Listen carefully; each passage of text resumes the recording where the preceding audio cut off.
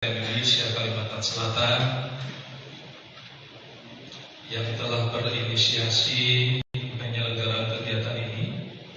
Mudah-mudahan pertemuan yang kita laksanakan sekarang ini dapat mengeratkan tali kebersamaan kita dalam membangun pesantren di Kalimantan Selatan yang lebih maju, mandiri, dan berdaya saing. Sebagaimana kita ketahui bersama, posisi pesantren sebagai lembaga pendidikan Islam telah menjadi bagian yang tak terpisahkan dari sejarah dan identitas kita sebagai bangsa Indonesia. Pondok pesantren ini memiliki santri lebih dari 11.000, tidak pernah menerima bantuan pembangunan sarana prasarana dari pemerintah maupun dari pihak swasta. Operasional pondok pesantren Sidogiri murni ditopang dari hasil usaha kecil menengah dengan melibatkan peran santri dan memberdayakan masyarakat di sekitar pondok pesantren. Bahkan pondok pesantren ini menjadi inspirasi bagi Kementerian Agama dalam mewujudkan salah satu program strategisnya, yakni kemandirian pondok pesantren yang pada tahun ini ditargetkan mencapai 5.000. Nah, ini suasana dari Mohon maaf, saya ulangi. Yang menarik Pak, mungkin sejauh ini progres OPOP di Kalimantan Selatan seperti apa, Pak?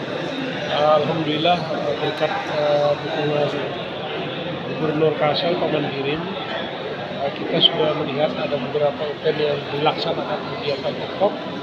Dalam hal ini Ikatan Pondok Pesantren Kalimantan Selatan, dan ini pondok-pondok pesantren yang ada di wadah ini, di perkumpulan ini mendapatkan dukungan bimbingan, kemudian juga mendapatkan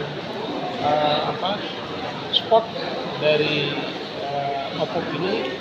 Kami menyampaikan terima kasih kepada Komandirin, Gubernur Kalsel, kemudian Kepala Dinas Koperasi dan UKM, kemudian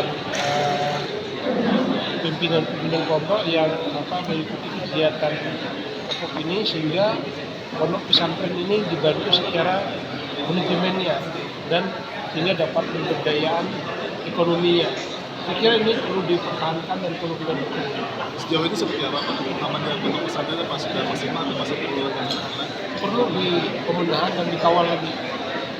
Dari 314 pondok pesantren, saya pikir masih 50% belum mandiri.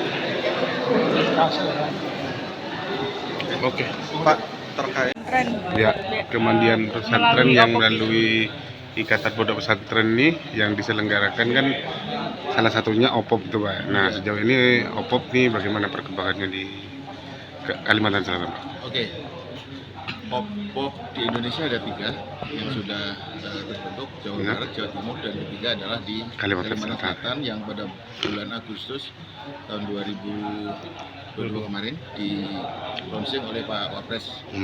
Kemudian di Kalimantan Selatan sendiri sudah terbentuk OPOP dengan ketua Pak Sekda, ketua hariannya Kepala Dinas Koperasi dan UKM, dan sekretaris eksekutifnya dari Ikatan Pesantren Indonesia, kebetulan saya, Dr. Haji Edi Sutomo.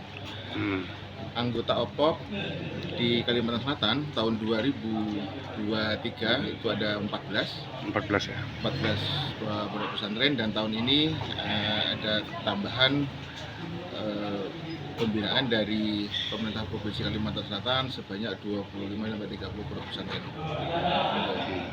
Nah, itu programnya apa saja, Pak, rata-rata, Pak, di pondok? Oke, berbeda-beda ya, Pak? Ya, jadi kita dari OPOP itu tidak memberikan dalam bentuk uang, tetapi memberikan dalam bentuk pembinaan.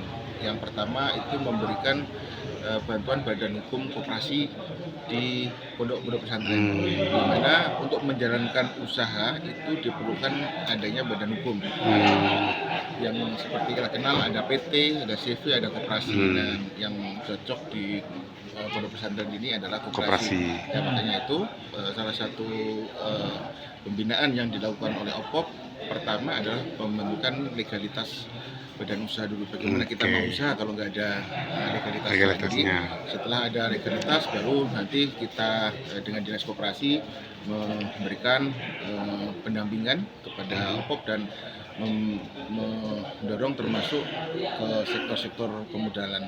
Jadi supaya di pondok pesantren itu ada usaha, ada legalitas badan hukumnya dan bisa menjadi mandiri.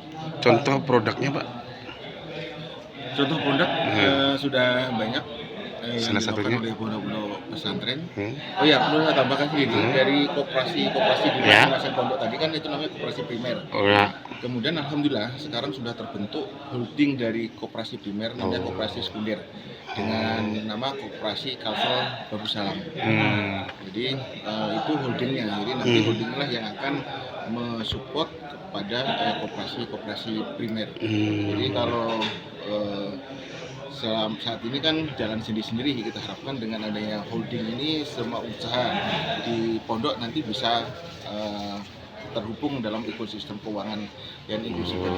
Pas sejauh ini implementasi OPOP di Kalsel ini sudah seperti apa, Pak? Sejauh ini informasi dari Pak Kanwil Kemenak kan baru 50% itu yang sudah jalan.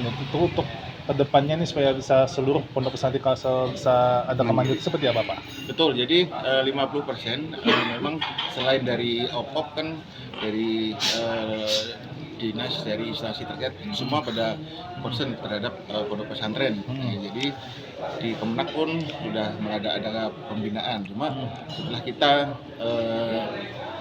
lebih dalam ke pondok pesantren ternyata masih tidak dikelola secara profesional, artinya mereka usaha tapi belum ada badan hukumnya gitu. Nah, jadi kita mulai dengan OPOP ini kita berikan dia badan hukumnya. Kalau dia punya badan hukum, dia memudahkan untuk bisa mendapat kerjasama dengan pihak lain, misalnya dari perbankan atau CSR dari perusahaan, itu lebih enakan apa? Sudah ada badan hukumnya gitu. Dan itu kenapa kita dorong supaya mereka juga punya badan hukum koperasi yang badan hukum. Pak, lalu bagaimana dengan pesantren yang masih masih meminta bantuan kayak sumbangan atau apa, itu kan berarti secara kemandiriannya masih belum. Ya, justru makanya itulah kita hadir seperti disampaikan Pak Kanwil tadi, Pak Kiai, kan bagaimana supaya pondok ini bisa mandiri, tidak hanya mengandalkan proposal, tetapi sudah bisa memenuhi kebutuhan sendiri. Kalau kedepannya sih supaya tidak ada berbekal proposal, tapi sudah bisa menghidupin operasional di pondok sendiri. Oh, berarti kayak Download Tribun X sekarang, menghadirkan lokal menjadi Indonesia.